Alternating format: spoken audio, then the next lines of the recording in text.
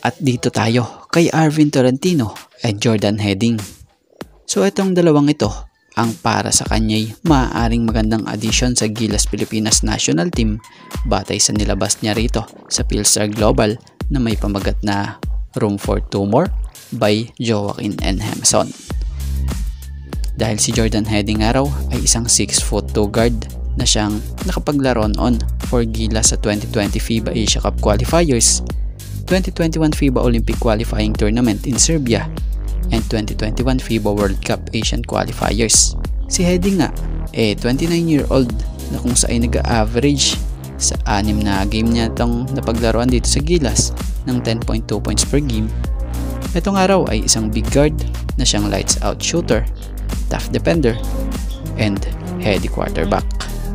At si Arvin Tolentino naman niya raw, isang 6'4" na kung saan nakapaglaro para kay Coach Tim last SEA Games and Asian Games na kung saan nakakuha ang Gilas ng gold.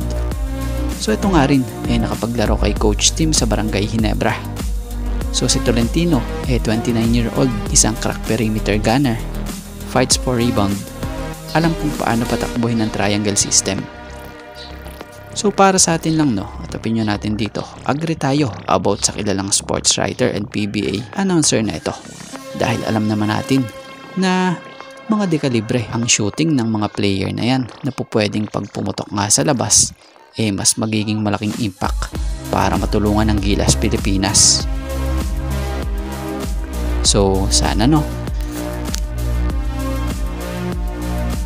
So sa nangyaring labanan dito lang sa Game 4 ng semifinals sa serye ng Ginebra at Northport, nito lang nakakuha ng panalo ang Northport na kung saan after tambakan ng 3 sunod na laban ng Ginebra, siya namang nakagawa ng paraan sa pang-4 na laban para sa isang panalo.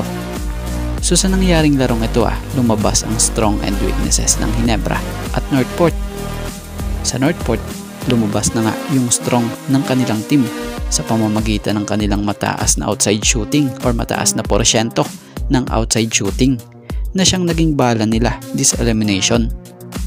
So sa Ginebra naman, lumabas yung weakness nila pagdating sa turnover na kung sa dami ng turnover nila, kabaliktaran para sa Northport na siyang nakukonvert nila sa magandang opensa. So may isang player tayo na napansin sa Ginebra na maaaring makatulong sa team din talaga na siyang nakakaalam sa mga pagkukulang at pagkakamali nila sa Game 4 ng semis. At ito nga'y ang Ginebra rookie na si RJ Abarientos na kung saan ayon sa nabasa nating naging pahayag nito na kung saan parang sinasabi niya rito na same mindset pa rin raw na kung saan kailangan nga raw nilang i-improve yung kanilang weaknesses. So alam ni RJ kung ano yung kahinaan ng team at ang maganda rito, desidido siya at sila na i-improve pa kung ano iyon. Kumbaga, kung mai-improve nila yung kahinaan ng team, maaaring maging malaking parte o maging daan nila para tuluyang makaalagwan na sila dito sa Batang Pier. At dito tayo about kay Jason Castro. Alam nyo bang binigyan ng tribute ng TNT si Jason Castro sa pamamagitan ng paglagay ng patches na number 17 sa TNT jersey ng mga players? Kung mapapansin nyo nakakabit ito sa right side ng kanilang jersey na sinuot nitong Game 4 ng semifinals TNT kontra Ross. So ginawa nga nilang tribute ito after matapos ang successful surgery for a patellar tendon tear in his right knee at batay pa nga sa isang player ng TNT na si Calvin Optana. Ito raw, remaining games nila ay ino-offer nila para kay Castro dahil big factor nga raw sa kanila itong si Kuya Jason nila. Pero it's not just one person nga raw who full up sa shoes ni Kuya Jason nila. It should be as a team.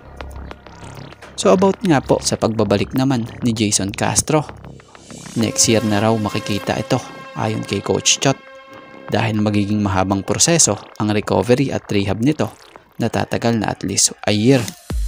At bago nga ang lahat, baka naman po pwedeng makahingi ng isang subscription para sa ating channel or paki-follow na rin po kung nagustuhan nyo ang ating mga basketball update.